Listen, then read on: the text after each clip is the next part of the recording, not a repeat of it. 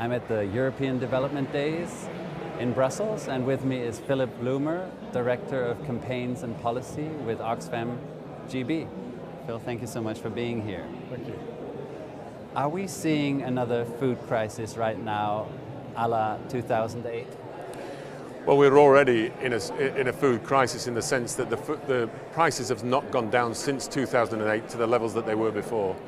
We don't know whether we're entering into another very major food price spike, or whether in fact the food prices may just stabilize again. But if they do stabilize, it will be at a higher level than before, bringing further stress and difficulty and damage to the lives of poor people who depend on buying food for their meals. What are some of the drivers here? Some of the biggest drivers that there are inevitably what we're seeing at the moment is climate change that is affecting so much of the world. The price spike at the moment has been particularly because of the drought in the Midwest of the United States, as well as the heat wave in the steppes of Russia. But we've also got good news in the sense that diets are changing and becoming more protein rich in much of Asia. But that's again putting more pressure into the markets as it takes more to produce animal protein. It takes more grain than just eating the grain itself. And then finally, you've got things like the biofuels mandate of the European Union and the biofuels subsidy in the United States. Both of those are again diverting food out of food markets into fuel tanks in the US and in Europe. And that's tightening the market. It's making it much more volatile, and it's making people who are looking at the prices of future prices of food actually to be much more nervous about the market, and therefore they go in and buy grain much more quickly than they would otherwise, raising the price. What kind of commodities are particularly affected right now? So at the moment, the big areas are maize and wheat. Rice has not been affected, so in many of those rice-producing countries, there is much less effect. The problem is that we've got a very big effect in some of the most important staple grains of some of the poorest people in the world, and particularly in sub-Saharan Africa. Then what are some of the solutions that we need to explore in order to prevent this from getting worse and from happening again? Well, one of the big issues that we face as Oxfam is the fact that right now, in terms of the short-term response to these food price crises, whether it's the Sahel, West Africa, or whether it's the Horn, Somalia and Ethiopia, is, to be honest, the humanitarian system is being overwhelmed by climate change and the impact of climate change. The number of weather-related emergencies that are happening simply means there isn't the money now in the coffers. And so we need to make sure that we are reaching the development aid figures that are necessary, the 0.7% that the rich countries promised back in the 70s and very few have ever achieved. That would mean that at least we would have the money to be able to respond and provide food where it's necessary. But the long-term drivers, of course, are the fundamental issue that has to be addressed. And so there, we have to get climate change back under control. We have to, the European Union is playing a very important role in this, working with some of the countries that are being more progressive and trying to get a coalition that will drive down greenhouse gas emissions in the medium term, and the Commission itself has played a key role in that. Another area would be making sure that we've got an end to the biofuels mandate.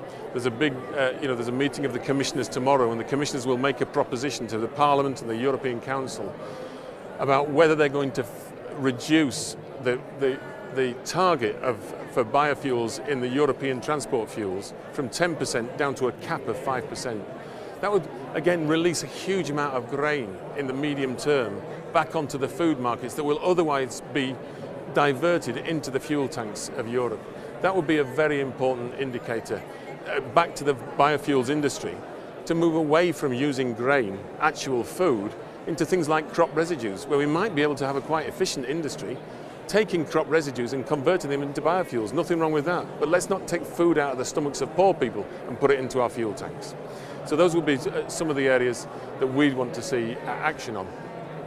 Oxfam is an organization that is known for working across sectors. You deal with development issues, you deal with trade issues, you deal with climate change. Do you think that the challenge here also is that not many organizations are working across these sectors? I think your question is very pertinent right now. We've just had a very serious session here at the European Development Days from senior people from the World Bank, from the European Union, from member states, and across Africa. And they're all calling for a big effort now on resilience. But what building the resilience of poor people means actually building the ability to have social insurance, shared risk in society, in our global society and in national societies, as well as being able to link our development work with the humanitarian work. And there's been too much division over too long, where the humanitarians talk to each other and the development people talk to each other, but there's a great big hole in the middle of how do you help people actually build their resilience long term. And so that's where we believe that there's a very important role to play for organisations like Oxfam, who have those pieces bound tightly together. It's still a huge challenge for us in terms of just managing our staff, so that our humanitarians genuinely understand that they're not just there to provide short-term aid, they're to do that in a way which leads people out of that suffering into a more resilient livelihood, as well as to speak to our long-term development staff and say to them, you're not just dealing with building prosperity, you've got to look at the people who are in the most vulnerable situation and ensure that they are feeling more resilient. And it finally is a huge challenge to governments, of course, across the developing countries, as well as to donors, to look at the problem of building that resilience in the long term. Because as one of the speakers said today, we live in a world which is richer. It was the head of ECHO, European Union, said we live in a world which is richer but much more fragile. And that's the challenge that we have in terms of building resilience. So let's start with the multilaterals and the bilateral donors. What can they do and what should they do differently? Well, firstly, I think the donors have to really invest in smallholder agriculture.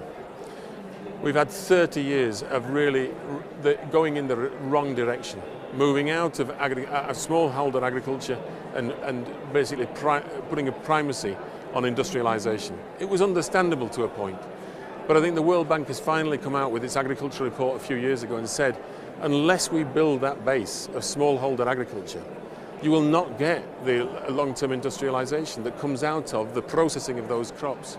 And so, firstly, is to really start a major investment in smallholder agriculture. Those are the people who in the next 20 years at least are going to feed the poor of this world. The bottom 2 billion people depend on 500 million smallholders for their food. Those people are also some of the most vulnerable on the planet. So building their resilience, helping them adapt to climate change so that they can cope with the shocks that are hitting them is fundamental. But we would add that it's national governments and it's the private sector. For instance, Starbucks right now is saying to is working with their high quality coffee farmers in Ethiopia and trying to help them get to higher altitudes, because the quality is being affected by the heat stress at the altitudes which they've traditionally grown their coffee. So they're helping those farmers move to higher altitudes to retain their quality. Now, compare and contrast that with a number of large supermarkets in Europe who are essentially going around grazing the planet. If the rains have fallen over here, this is where we'll go and get our crops. And when they don't fall there, we'll go somewhere else. All the risk of climate change is being passed down to those very vulnerable people instead of building their resilience and their adaptation. What is the right approach to getting the private sector on board? Well, I think it's very tough. The private sector has a fundamental role to play in delivering growth, but now and governments have a fundamental role to play in making sure that wealth is distributed fairly. But some elements of the private sector, like Unilever, really now do see that they've got to work with smallholders at the bottom of their supply chain. But so many others do not, and do not believe that they have to share either the value in their supply chain or the risk in their supply chain. And so Oxfam always adopts a strategy of carrot and stick, if you like. There's a big incentive. We will work with people who are moving in the right direction, who want to do the right thing for poorest and most vulnerable people on this planet. But equally, there are many that don't want to do that. And we will encourage people to take leadership, like the Unilevers and Starbucks of this world, but we'll also hit hard at those that refuse to move, and will quite ruthlessly pass on the shocks and the risks of their supply chain and pass very little of the wealth of that supply chain. Are you confident that we will weather this storm right now, and where do you see us in 2 years and 5 years? Well, I think in 2 years we will see little change, unfortunately. I do think we are seeing an arithmetic increase in the number of extreme weather events that are creating these crises, whether it's droughts or floods.